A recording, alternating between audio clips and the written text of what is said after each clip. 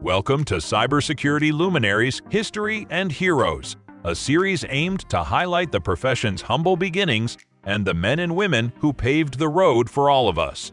This series is brought to you by Candy Alexander and Cailin Sullivan, your co-hosts from the Cybersecurity Refined and Feral podcast. Welcome, everyone. I'm Cailin Sullivan, your co-host of Cybersecurity Refined and Feral. And I'm Candy Alexander. As part of our Cybersecurity Luminary series, Heroes in History, today we're going to be talking to one of my favorite people of all time, Sandy Lambert. I hope that name rings a bell, and if you have anything to do with ISSA, it certainly will. Cailin, would you like to do the formal introduction for Sandy? Absolutely. So today we're going to be talking with Sandy Lambert. She is one of the co-founders of ISSA, the Information Systems Security Association. She was also instrumental in the formation of IC Squared or IC2 and the CISSP certification. Welcome, Sandy. So excited to have you here. Thank you very much. I'm very happy to be here. Good to see you both, Candy and Cailin. Yes. So, Sandy, you have given so much to our profession, and I often refer to you as the mother of information security, especially ISSA, without a doubt. I refer to you as the mother, and I as the grandmother. The godmother. Not that old, but I would refer. You can't be the grandmother, no.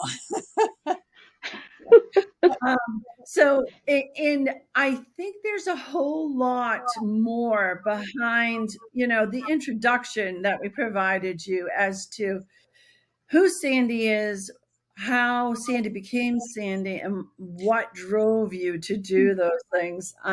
So I guess we'll start with a question. Before there was what we all know now today as cybersecurity, and we previously knew as InfoSec, what were you doing? How did you get pulled into this? Well, not in a typical way, I think, because in my era, when I was in college and grad school, they did not have a cybersecurity track, or program. I had one course in computer operations, basically, and it was kind of programming and operations, very basic stuff. That was it. That's all that was offered. So I did not come, from an academic background. It was more learning on the job and everything. I actually started when I was going to school. I had 3 simultaneous jobs, basically. One was teaching mathematics at a university here in LA. Another one was teaching mathematics at a community college here in LA. And the third one was working at a Ford Motor Company office that I had been employed at while I was studying for, 6 years or whatever on the bachelor's and master's degrees. So I really started out wanting to be a teacher. And that's part of the reason why I do love education. And I'm the chair of the ISSA Education Foundation. And so that's one of my passions still, is to, give scholarships to students so they can study. But the problem was, in the time that I had graduated, I guess there was a glut of teachers on the market. I could not find a full-time job. So 2 part-time jobs, 3 part-time jobs, 2 of them being teaching, just didn't work for me. So I ended up going into the business field, which I didn't think I was going to like it. I figured I was more of an academic type, but actually I found out I did like business. And so I became an internal auditor and then an audit manager in various companies in a couple different industries. So I was in real estate, I was in aerospace, and then banking. banking being the longest period of time. So it was at Security Pacific Bank where I transitioned into IT audit from internal audit, because they had started up that. And then that was my last job before being offered an opportunity there at the bank to create what we used to call data security. That was even before information security. It was data security department.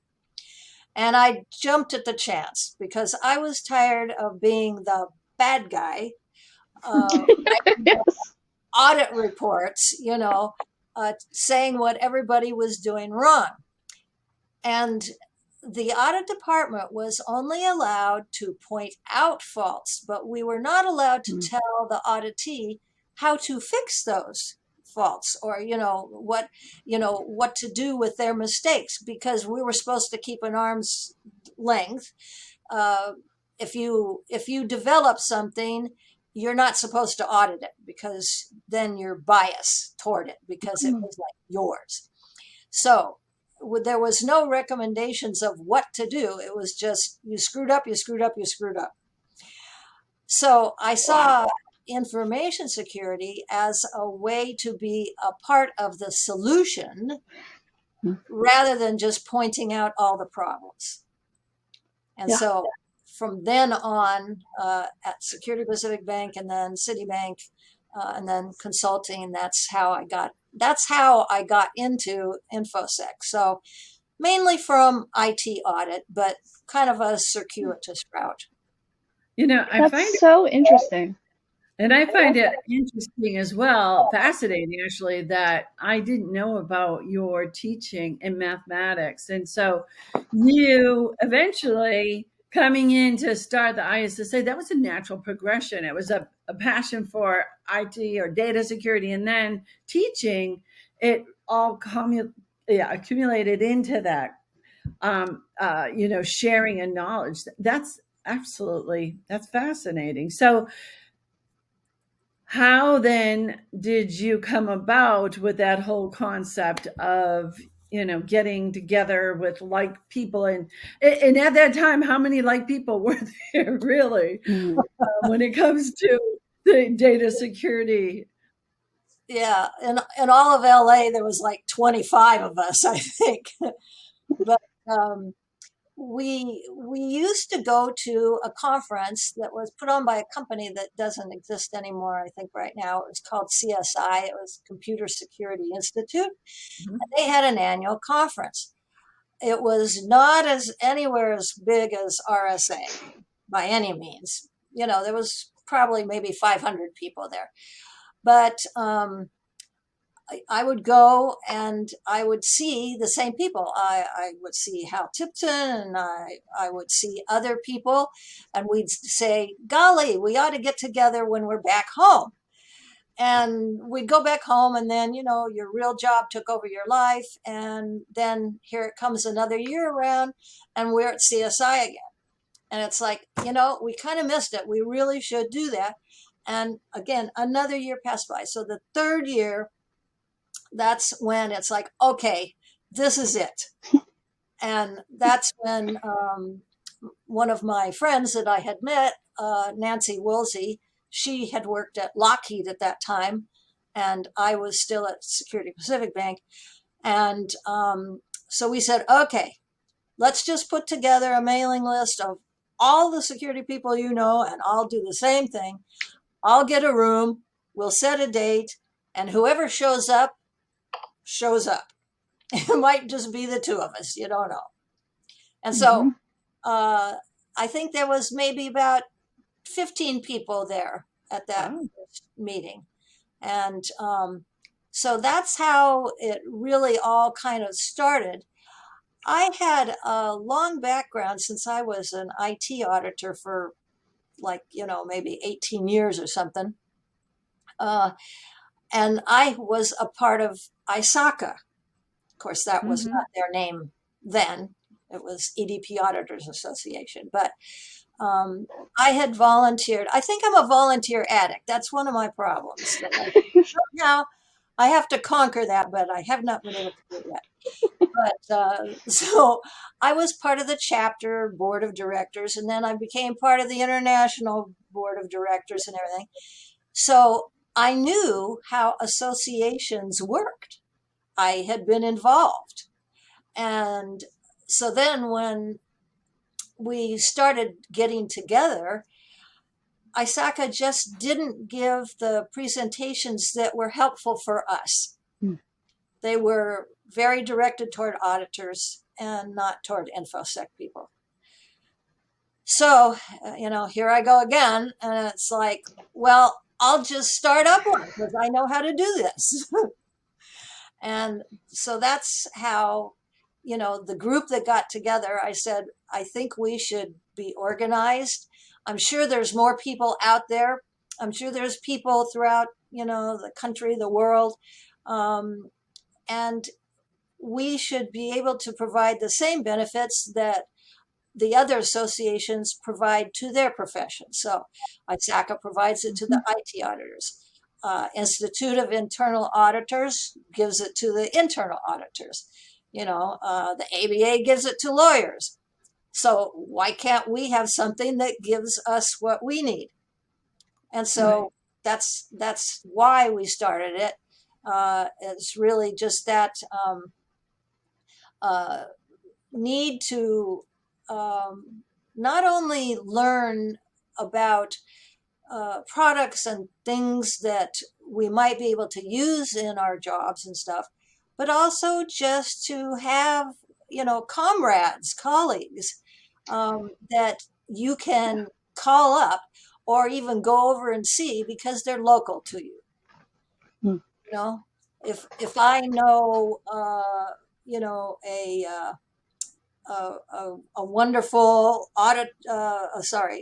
IT security person, but they live in New York, it's hard for me to get in touch with them. Right. Yeah. 3-hour time difference, blah, blah, blah. And so it's like you need people in your local area so that you can quickly get a hold of them and you can share issues. I'm having trouble with this. What did you guys do at your company? Yeah. Because one thing I found out when I was auditing, since I went through so many different industries, is that the same problems existed in all of those industries. It's like just change the names to protect the innocent. Instead of banking and talking about checks and everything, I might be in the retail space and I'm talking about widgets. But the security issues were always the same. So that's why I knew that we could blend, all of our talents and share. And I did find that security people are very, very willing to share. They don't have the attitude of, I know this and I'm not going to tell you, otherwise you might get my job. Security people aren't like that. Not that I have found in general, they're very willing to help each other out. So I wonder almost, Sandy, if like not having a dedicated like study path in academia contributed to that, because there was no formal education around cybersecurity at that time. It benefited people to be able to share knowledge across states and countries and everything. It's really interesting. yeah, absolutely. And so that's why we would make sure we tried to go to conferences, or seminars or anything that we could find. And some of us were lucky because our companies would pay for us to go to those things. Other smaller companies or mid-sized companies, they didn't pay for their staff to go anywhere, but we could help them, and again, because we all still have the same problems, we can share what we got from them. Yeah, but you're right. Yeah, that did contribute to wanting to have that camaraderie between each other. I mean, sometimes we would come together at a monthly meeting and it was just a gripe session. It was Yeah. like, did you realize what these people did? Yeah. They started testing on production data. And guess what? The system crashed. you know, Right. uh, it's like you just want to blab to somebody sometimes about how bad things are and laugh about it with each other. I, I have to really point out that I am not sure how many individuals in our profession recognize the by you doing what you did to have that knowledge share happen, even on a regional basis, and grow it that way organically, grassroots, you expedited the path of professionalism for who we are today. That it would have taken a lot longer if we didn't have that venue. So I really, I hope I recognize it, and I hope others now are really seeing, if you didn't do that, how much longer would have taken for us to have that accumulation of knowledge. So again, uh, thank you so much for doing that. It is really remarkable, and obviously it was needed. And I couldn't agree more. Just the ability. And I know a lot of times when we go to ISSA meetings, I joke and kid and say it's a group therapy session, because it is, right? Who else is going to understand? I try to complain to my husband. He looks at me like, "What is wrong with you? Yeah, What do what you?" are you talking about? Yes, yeah, So that's a good point you make, Candy. And yeah, I don't think anybody of my friends still understands what I do. You know, I think they still don't quite get it. well, So you bring that point out, because yes, I mean, our friends and loved ones don't understand, but that's the challenge too, that if you're not in this profession, and I would say even if a technologist, right? Like our friends across, the office aisle, being IT or CTO, technology coders, they do not understand what we do. So many times I've had, like, I'll have IT people shadow me and watch me, and then they think they can do my job until they can't do it. And it's really a unique blend of skills. Wouldn't you agree? yes, and I think that's part of the reason why I think we've had, uh, I don't want to say trouble, but it's taken a long time to get AppSec going. To Mm. get the coders to put security in the programs as they're going, as opposed to what they always used to do and still sometimes do is, they're in a hurry, they have a deadline, I got to get this done.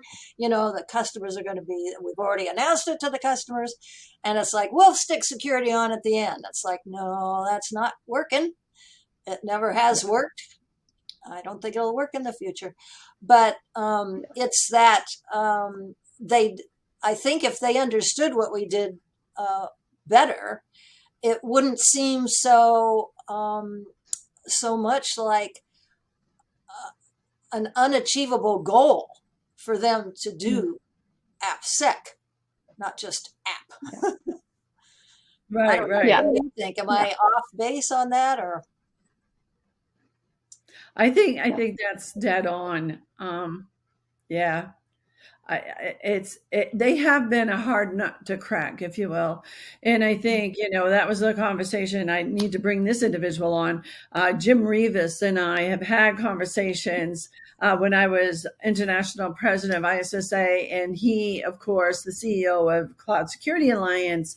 Um, what are we going to do to bring these folks into the fold, if you will? And I think that it's been a slow momentum, and I hope with AI and some of this other stuff that's scary and terrifying for both coders, developers, and like everything that we're now beginning to see the tribe as being more than just security, more than application developers, and more than technologists. That it's the diversity of roles and disciplines is really needed to address the problem holistically.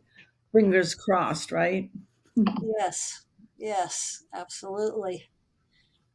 So let's now get to the point. So ISSA was catching on and coming along, and then again, I don't think a lot of people understand the dynamics. So we brought in of the different organizations. You talked about ISACA, and I agree, very much audit focused. And then you came in with the practitioner remediation, mitigation type of and protection of risk, right? And so, how did ISC Square come about? Can you share with our listeners that story, because that's really an amazing story as well. It is, and it's kind of a complicated story, so I will kind of summarize it. But ISC Squared really came about as a result of, I'm doing it the wrong way. I'm not sure which way. There it is. At risk. This was a publication that came out in 1991, I believe, approximately then. And there were a number of us that I happened to be one of the authors of this study. Because of this study, which took us a year to write, to actually do the research and then write the report, in essence, there were various recommendations in here. And recommendation number one, and it was numbered that way on purpose, was to promulgate comprehensive, generally accepted system security principles. And we called it GSSP, Generally Accepted System Security Principles. And, that was to try to standardize, so to speak, what types of things that we should be doing in our profession. And so some of them are things, I'll just read a couple of them just, as a list, but they'll start to sound familiar immediately. Access control on code as well as data. Ooh, Oh, wow. Son of a gun. User identification and authentication. Protection of executable code. Security logging. Data encryption. Independent audit. Hazard analysis. Quality control. These were some of the things that we thought should be principles that should be agreed upon by the general InfoSec community.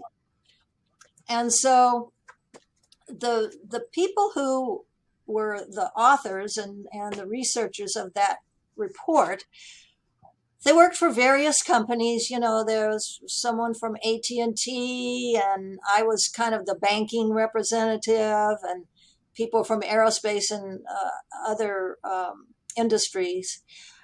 And so after the report came out and we did all the publicity on it, it's like, okay, who's going to do this? Who's going to try to implement that recommendation? Well, that's where, the rubber meets the road. And then it's like, okay, are our companies going to send us to meet together? That happened for a couple meetings. And there were other individuals who wanted to join the crowd, and they were interested in writing study guides if we ever got those principles published, right? They Right. wanted to cash in on the study guides. So as time went on, people kind of fell away, either got disinterested or their jobs just didn't, allow them to spend much time on this. And so there ended up with kind of a core group. And so ISSA was part of that core group, us representing them. And so one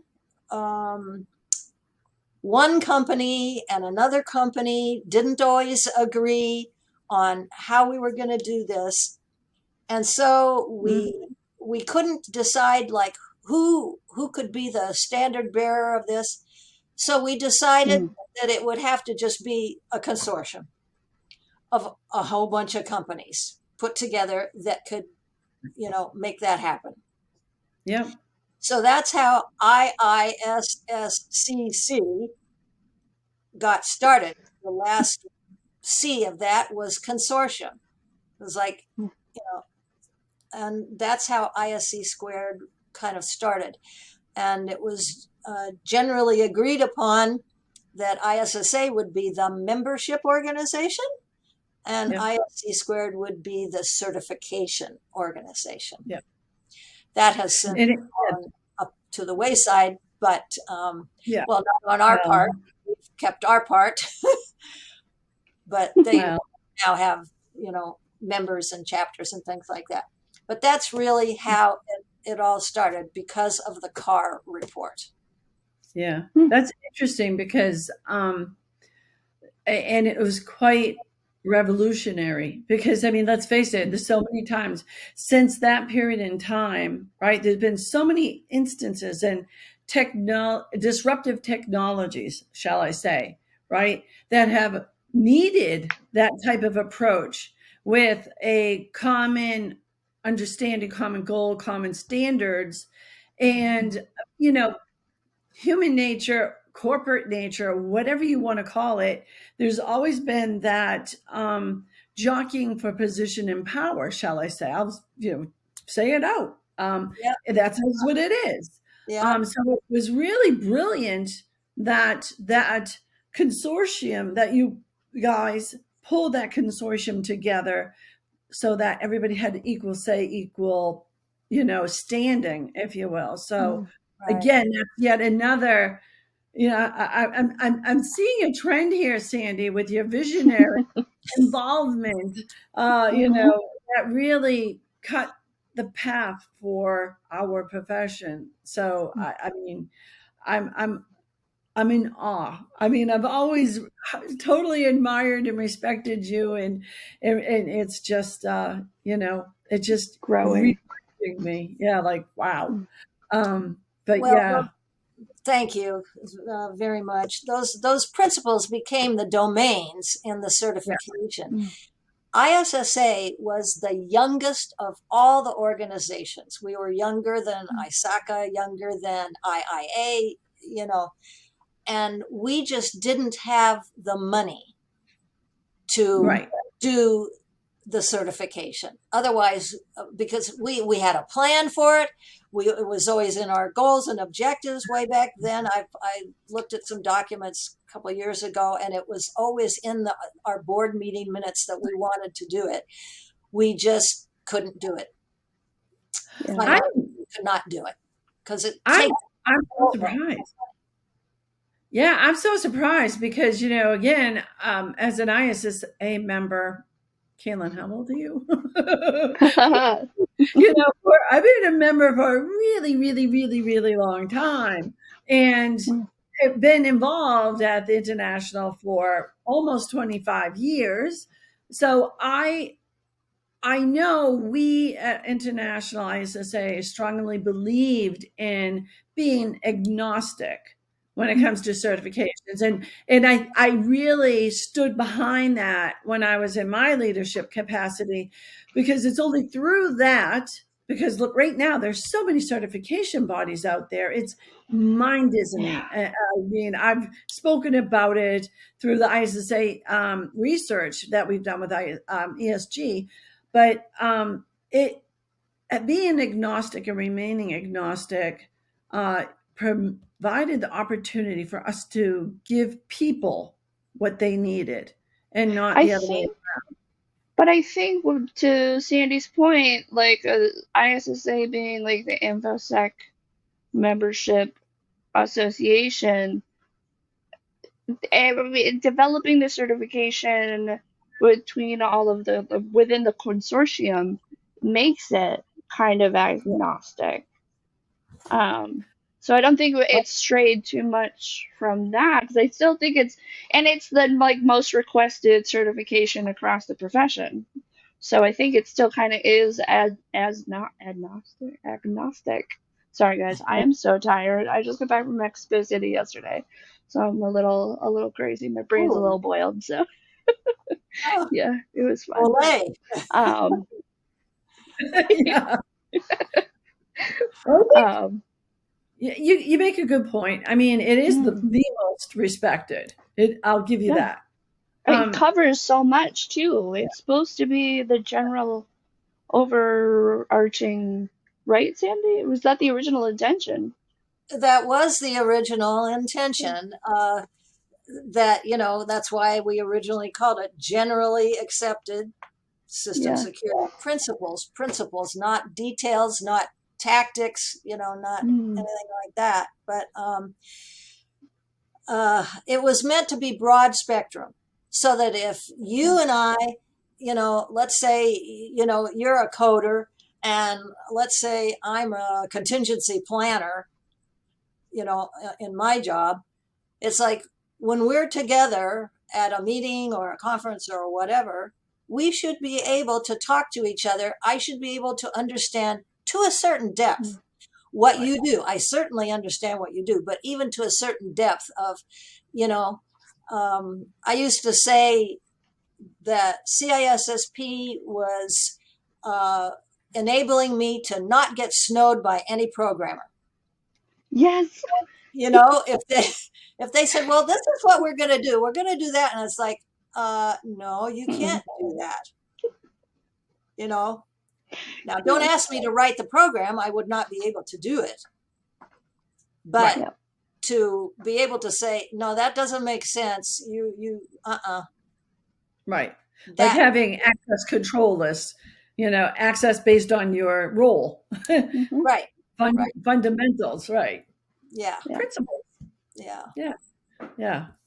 Very, very cool. And I think, again, to your point, Kellen, it has stayed Mm, somewhat to its intention and its purpose, right, to be somewhat general, right, yeah. and applicable to no matter what industry or whatever, yeah.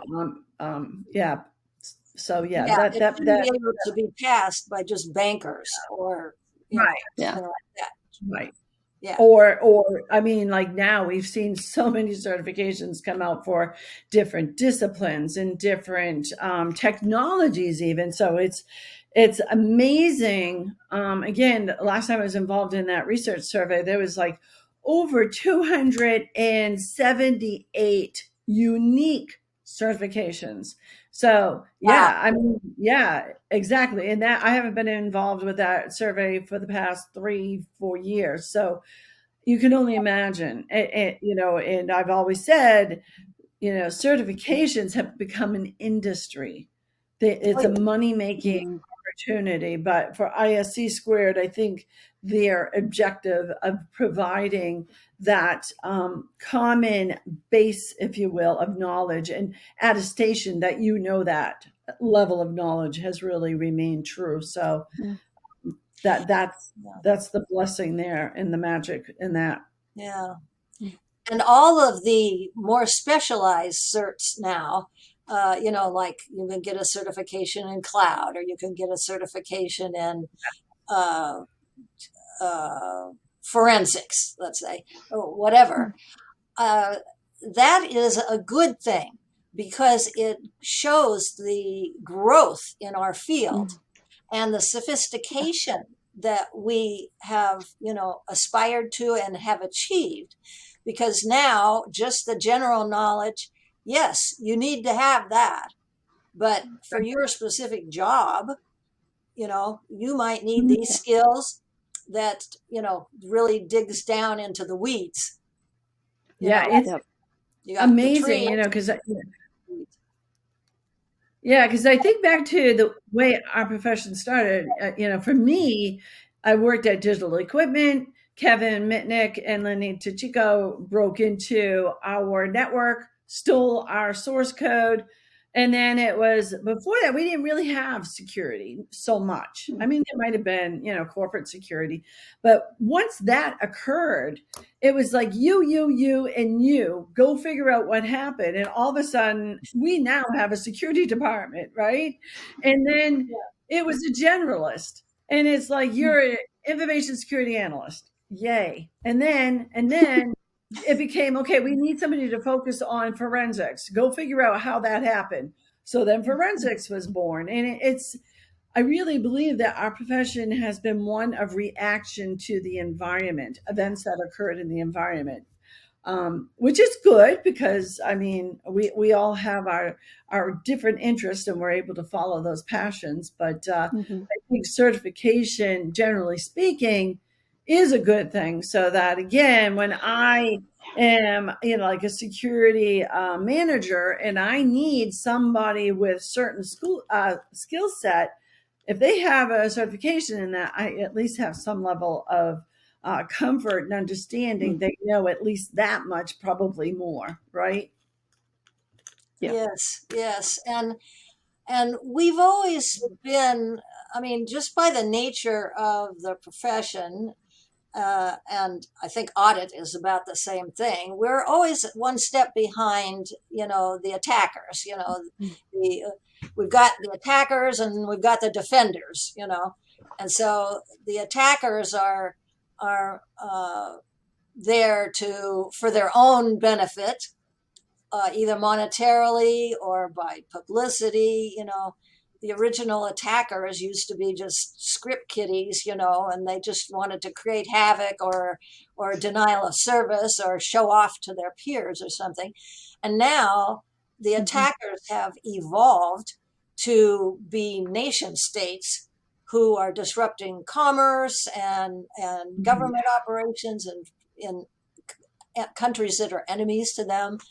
And so the defenders now, what have we had to do? Well, I think that we've met the challenge. We are defending. We're faster to respond to incidents today than we were, say, 20 years ago. And we have more tools. We have those forensic tools, which we did not used to have. And now they're at our disposal. So it's encouraging, that our profession has grown, because that shows that it has longevity. It's not just, an 8-track cassette here and now it's gone. We will always be here, I think. And as we've gone into even a global economy, now countries, because the attackers are, or picking specific high value targets, countries are even sharing information now, which they didn't used to do, and they cooperate in tracking down the attackers. Some countries, obviously, some other countries don't share or participate, but that's all good. That's all good things for us. Absolutely. So I have to ask, we're recording this right before RSA is coming up, RSA conference. And I would say it's the world's largest conference of cybersecurity. So when you think back to when you had all 15 of your closest friends in information security, data security, and then you go to RSA and you see, upwards of 80,000 people invading the streets of San Francisco. What runs through your mind? Oh, a couple things. One is, of course, pride that the profession has, Mm. grown and keeps getting better and better. Um, it makes me feel old, to be honest with Mm. you, because I used to know everybody. Now it's like, you know, Cailin, I might not know you if you hadn't been related to Candy. Yeah. You know, Yeah. all so many younger people are there. Maybe they haven't made their way on the speaking circuit or other means by which I would get to know them. But and sometimes I just look at everybody and I think, I don't hardly know anybody anymore. Yeah. Yeah, that's a really good point. And that's why again we're doing this series, because it's really Yeah. important for me as well as Kaylin that we remind people of what our history is, because we're supposed to learn from our history and then take those lessons and apply them forward. Because you mentioned the generally accepted security practices and how they've been designed to be relatable across industries and sectors. Mhm. But did you ever think it would be relatable across time? Because access and identity management is still access It, and authorization and authentication. I mean, it's still timeless. So It it's is, and sometimes uh, people say, well, how do you know, or what do you think um, is a critical lesson, okay, that I've learned through all these years and everything? So what sticks out to me? And what sticks out to me is we have not yet gone back to the basics. yeah. You look at some of the attacks that happen, they aren't attacking a sophisticated piece of code, for instance, or anything of that sort. They could have been prevented by going back to the basics of having good password controls, of Hmm. applying patches promptly. I mean, how many times have we heard of that? That they didn't apply yes, patches and boom, they get attacked. Equifax. Yeah, yeah. System documentation. How many times did we say, is Mhm. this documented?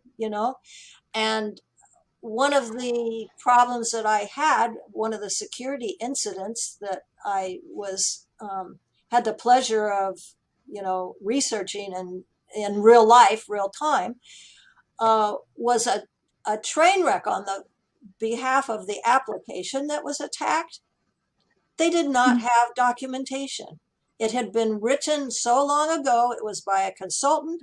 And I said, okay, where's the consultant? Oh, I don't know. Well, do you have a user manual or anything about this application? No. And it's like, you've got to be kidding me. I don't believe it.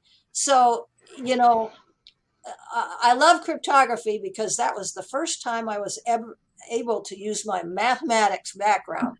I really got off on crypto. But sometimes going back to the basics would work just as well, you know. Right. But people Well, still don't get it. so Hmm. it's interesting you bring that up, because forever and a day, we would say the same thing at ISSA meetings in New England. Go back to the basics. Go back to the basics. But you come. I mean, after all these years, you and I've been doing this. It's like, do we have to do that again? Yes, we do. And Yeah. here's the point, right? This is the beauty of those basics, Sandy, that you helped develop in that book.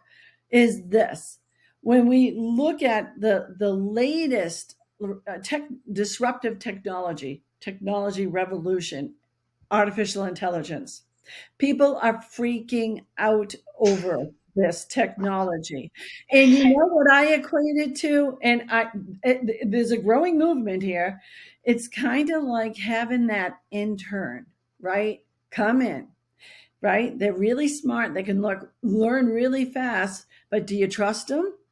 Do you need to train them? And by the way, train them the right way, not to like go out at lunch and have a 6 pack of beer, because that's not training, right? So Right. and then when you first provision that intern, you're gonna give them like sysadmin rights? Probably not. You're gonna control their access. You're going to have them do authentication, the basics. So think of AI like that intern and apply those Mm-hmm. basic concepts, and you're going to be fine.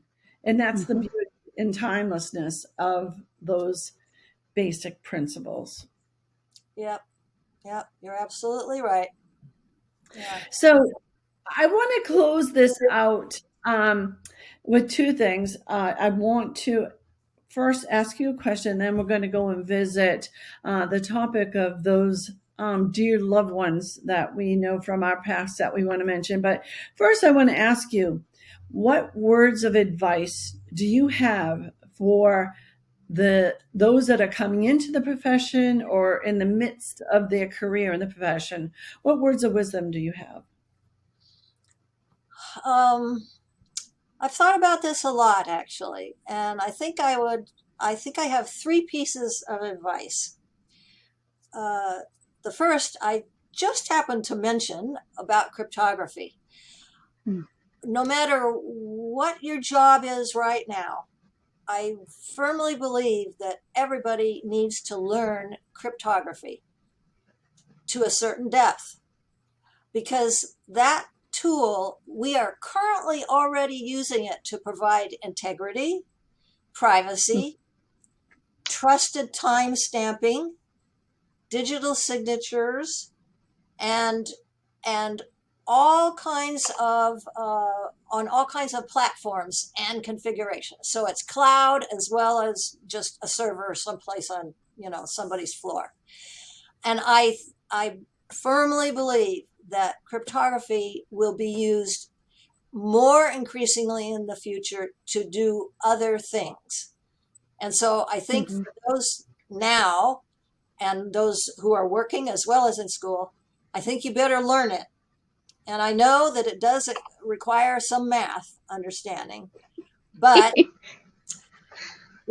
nothing worthwhile doing is easy. Because if it was easy, everybody would be doing it. And they're not. Very true. You are. We are. So learn cryptography is first. Second is, you might be surprised at this. Improve your written and verbal communication skills. You can be the sharpest pencil in the pencil box, but if you cannot communicate your ideas, your analyses, your opinions to your boss or to the CIO if you're in the IT department, or to the CEO at a board meeting if you're upper management, you will not be able to advance as quickly as someone who can communicate those things.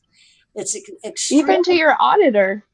That's right. Exactly. You're going Yeah, to complicate a lot of things if you can't communicate with your auditor. you got that right, Cailin. Yeah, and that point that you bring up there, I think, and I'll say it straight out.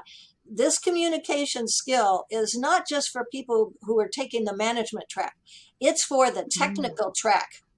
For your career development, you still need to be able to communicate those things. So I think that's really important. And then the third thing is network.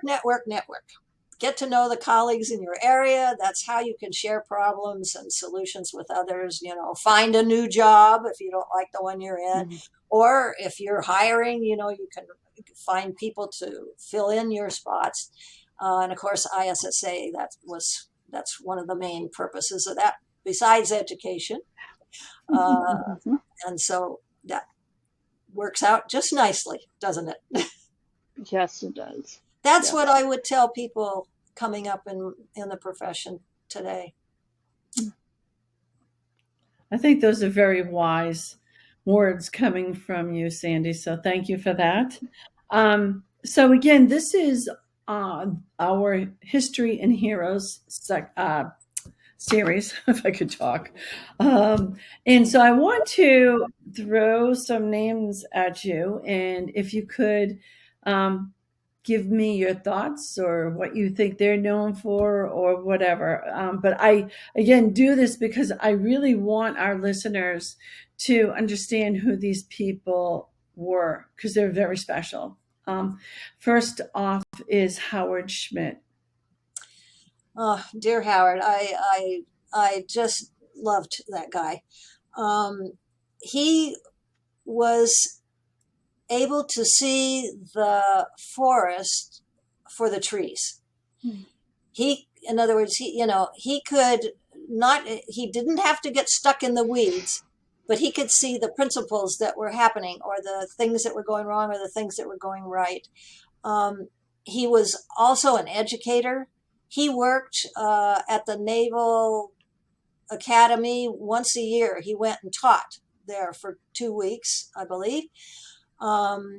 Also, he was a perfect epitome of how you can use our principles in many different industries or segments, because he worked for the government, in the public sector, and he worked for Microsoft in the private sector. And so, he proved that the principles are the same. You just apply some different words to them when you change industries, but you still can do it. And he was a very social person. Also, he he was a friend, even when he was in the cybersecurity guru for the president. You could still say, hey, let's go have a beer. And he'd be there. It makes me laugh because at the time I was working for Symantec and he was the cyber czar, right? And so Symantec got invited to speak at the offices of the White House on cybersecurity awareness. And that was one of the specialties I had at the time. And we were going to, my boss and I were traveling down to DC, and I'm there, well, listen, I'm just going to warn you, I know Howard Schmidt. And they're like, yeah, okay. And I'm there, no, I know him. And they're, okay, Candy, whatever you say. So we go in there and we're in the meeting presenting and whatnot. Well, Howard barges in, comes running over, gives me a big hug, and is like, it's family. Like you said, he was everybody's friend. And my boss and the people at the table are like, and it's like, I told you I knew him. Yeah. I'm so sorry to interrupt this meeting, but I don't get to see her often. And it was just, but that was Howard. He would do that to every person. I'm nobody. And he stopped whatever he was doing at the office of the White House, heard I was in the building, and because I didn't tell him, and he come running down and welcomed me. And he would do that to every single person he knew. And I think that was the magic that Howard had. Yeah. And that's why one of the reasons why we have tried to, memorialize him at the ISSA Education Foundation, because one of our scholarships is in his name. So it's the Howard Schmidt Scholarship. And remind me, and actually let's take a moment now, because the next person I'll ask you about is also, I believe, had a scholarship, if not still. So take a moment, if you will, and my apologies for not bringing this up earlier. I was the first inaugural president of ISSA Education Foundation, and you have been with that since day one. Can you tell us a little bit about that organization? We'll be sure to put a link to that in our description. But can you tell us a bit about the ISSA EF? Sure. So the whole goal of the Education Foundation is to help people get an education in our field. And so we have kind of like two different audiences, I'll call them. One are people that are in an academic program. So they're going to school, they're getting either their bachelor's, and as we talked about already, there's a track for the InfoSec in getting a bachelor's these days. So they're, or if they're getting master's degrees or PhDs. So anybody in an academic program at a legitimate school is eligible to apply for a scholarship. And the other audience, which we just started up, I think 2 years ago, is, I said, what about the people who are working now? What about Cailin? What about Candy? What about Sandy? What about George? What about Harry?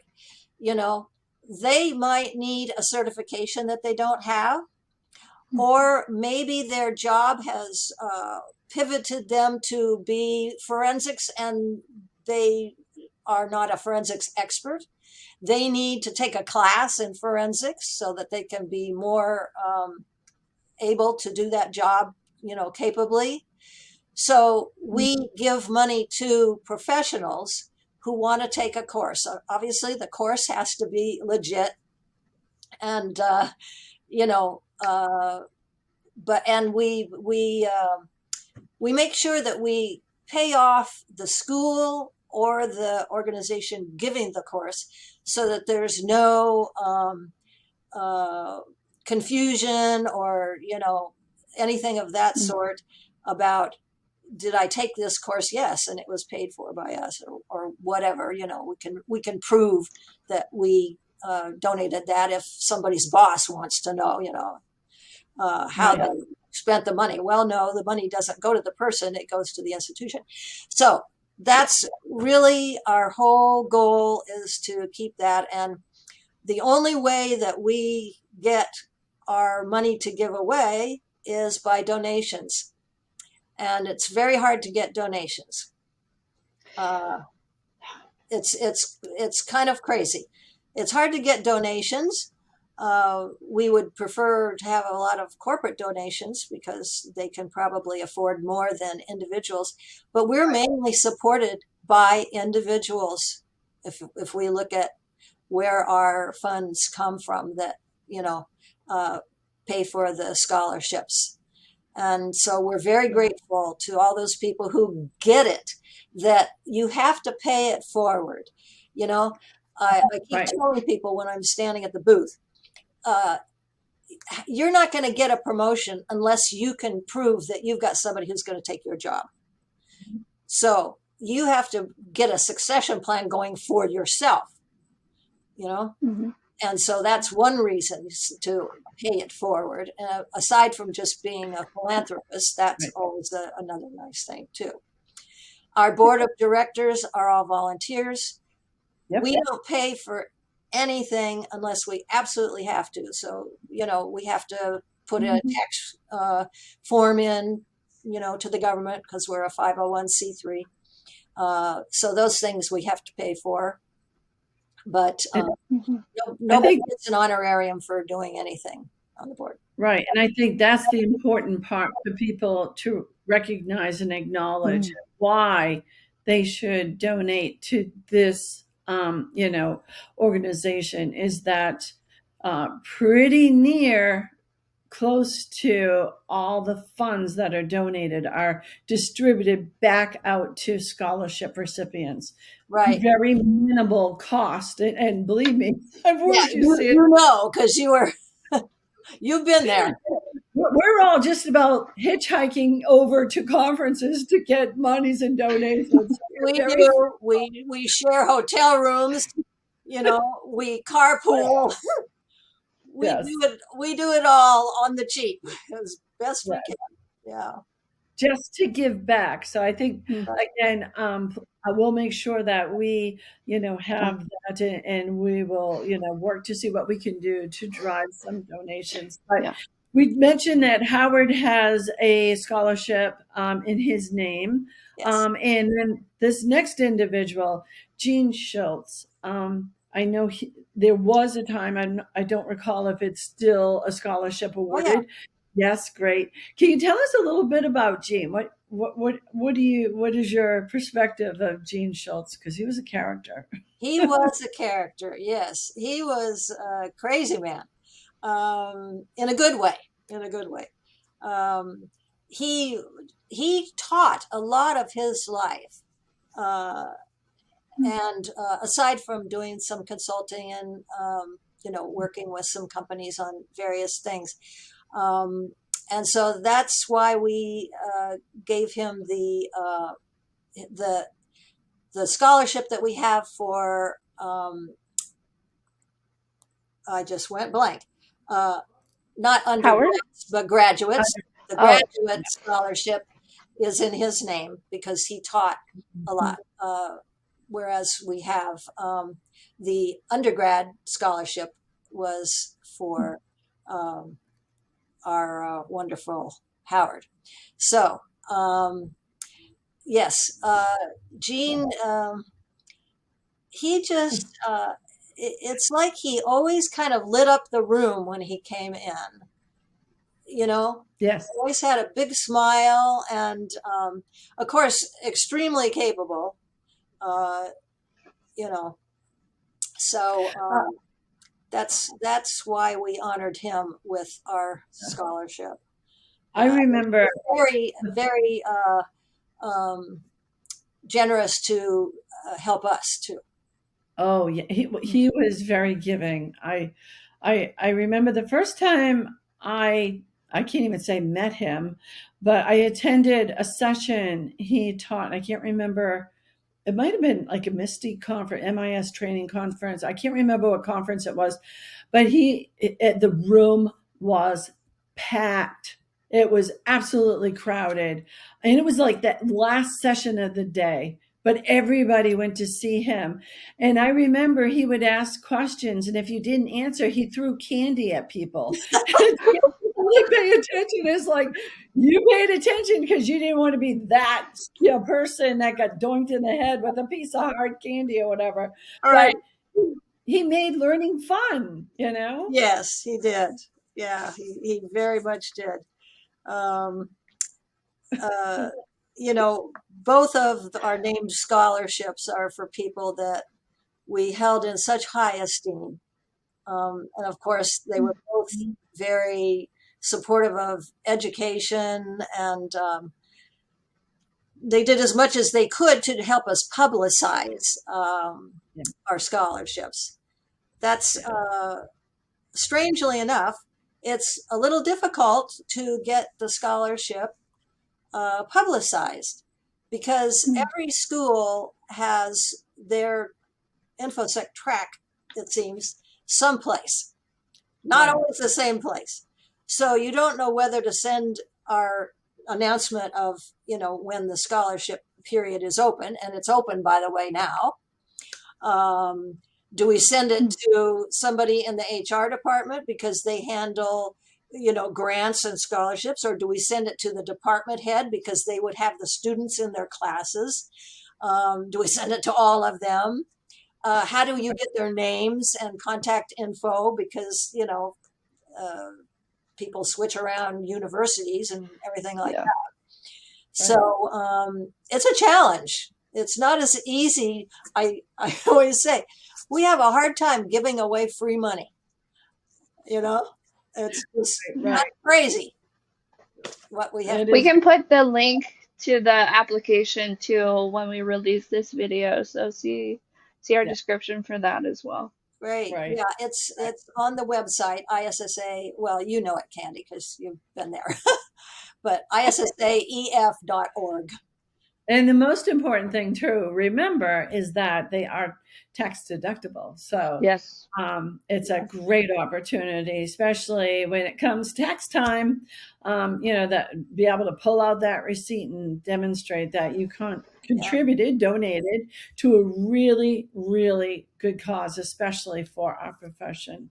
Right. I want to shift gears, and there's two others I want to get you to speak about, both of which were really instrumental, as you were, in founding our profession. The first one was Hal Tipton. Right. Hal.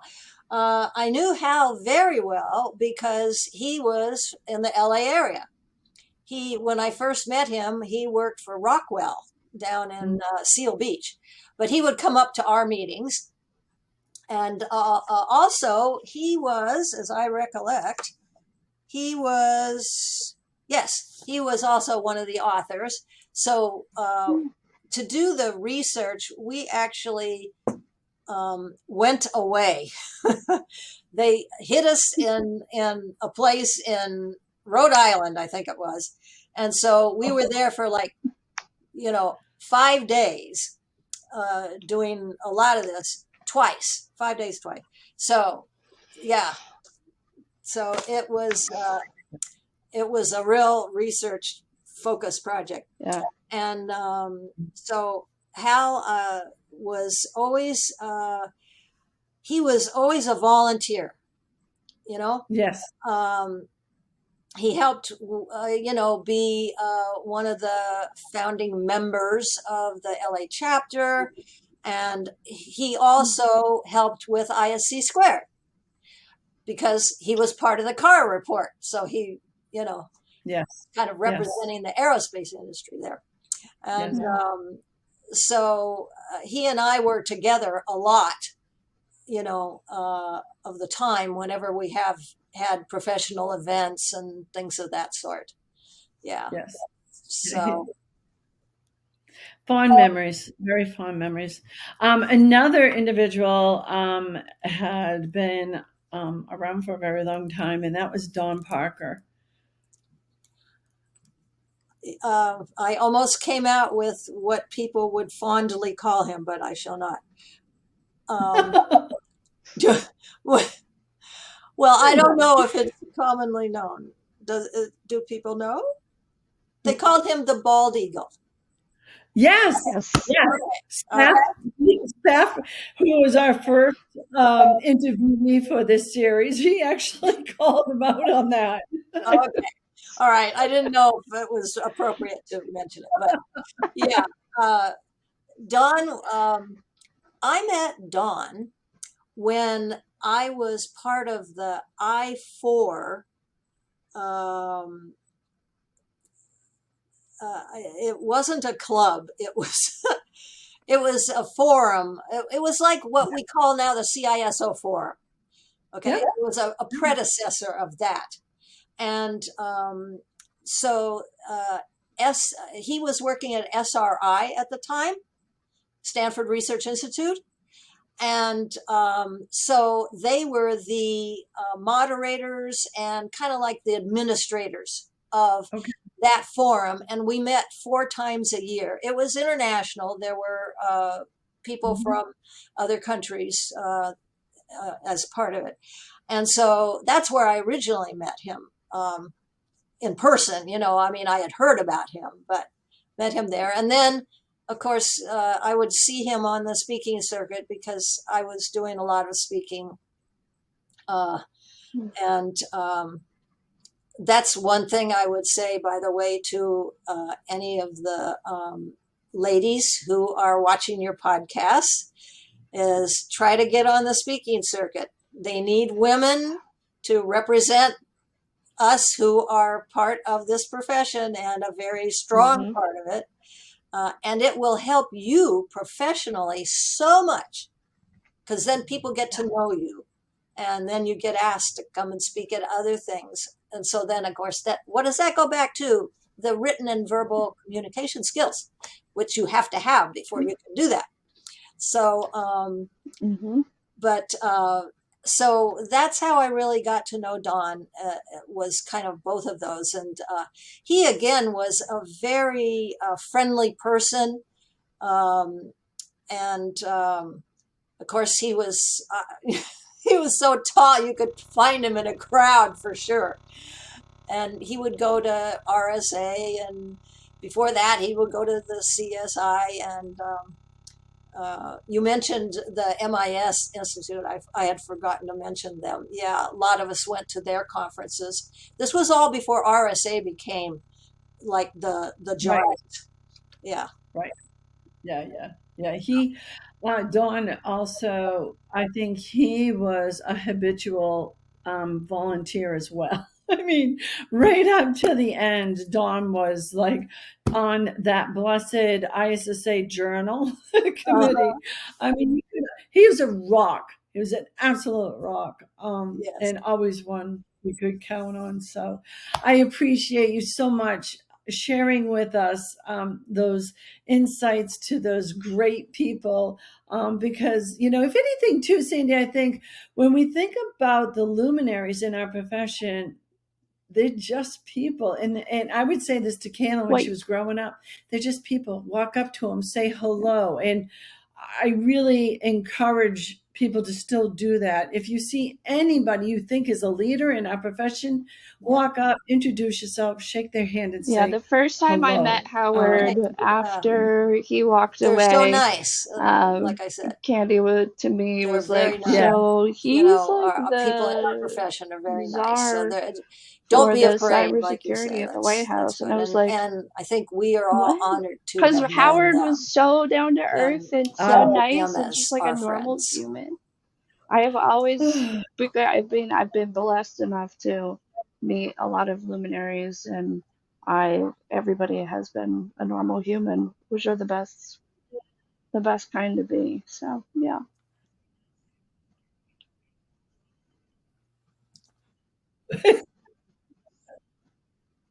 Yep. Mm. Yeah. Yeah. Yeah. And having the knowledge too of who they Yeah. are. Like I am also passionate about this Absolutely. because like Yeah. not everybody my age will Yeah. know who some of these people are, and I think You we need to were able know who to some of these people join are. with, But yeah, thank you Candy, so and much. you got the opportunity to meet people that Yes. most young people Hmm. wouldn't have not had Oh that no, opportunity. So, the yeah. wisdom.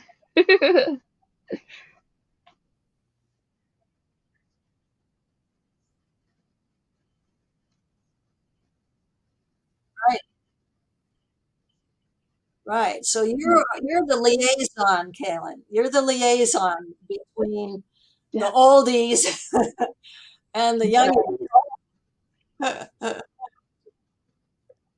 Yeah. I think that's one thing too I would like to convey to those listening is that no matter where you are in your career, no matter how successful you are, to always, shall I say, be a wonderful human. You know, um, it's that's one of the special characteristics I think Mm, of our profession is like you look at these most of these luminaries and they are just like they're wonderful, and I keep saying it, we're a family, and I really think it's our trait, right? Yes. It's who we are. And maybe it's Yeah. because of our passion for our work, because we actually are helping people.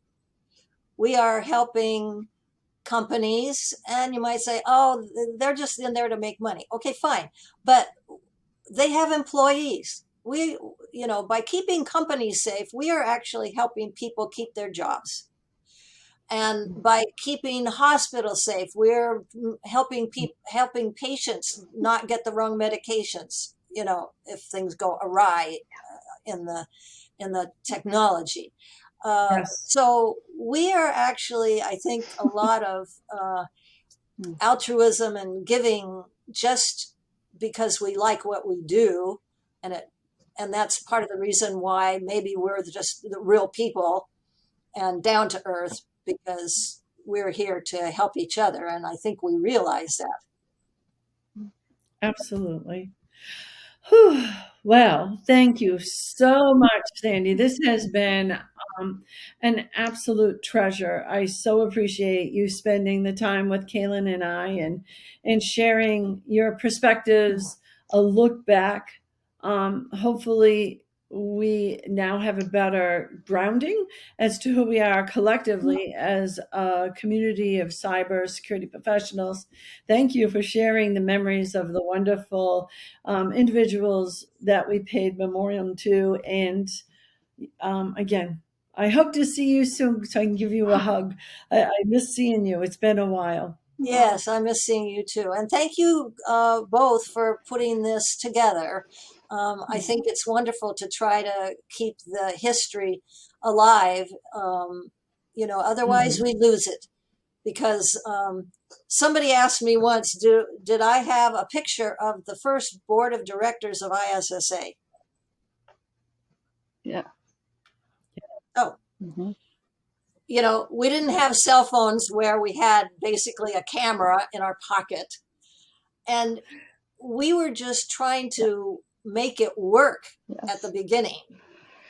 And we never even thought about somebody historically 40 years later I is just going to wanted to want to see a reiterate, picture of us. thank you so much for Didn't even giving cross us our your minds. time. I just Right. know that you're You one of know, my we, absolute we weren't favorite into people the in fame the of, profession, oh and yeah, da da da da. It's like, one of no, we were the just people that I look up to. So just thank you doing so our much. thing. But I think that's probably about it. Exactly. Cailin, do you have any final thoughts before we close? Oh, thank you. Thank you. Thank you. So I guess I will say, don't forget to subscribe, give us a thumbs up, and I'll share this link with your friends. And yeah, Well, I'm Candy. very proud of you, Cailin, and you're one of my favorite people too, and your mom. Oh, thanks. You've done good, Well, girl. And again, don't be afraid to get a little bit feral.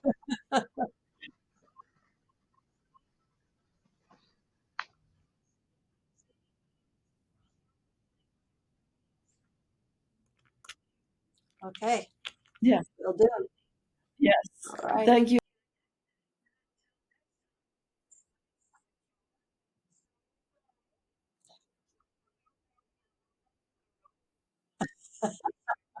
Okay. Bye.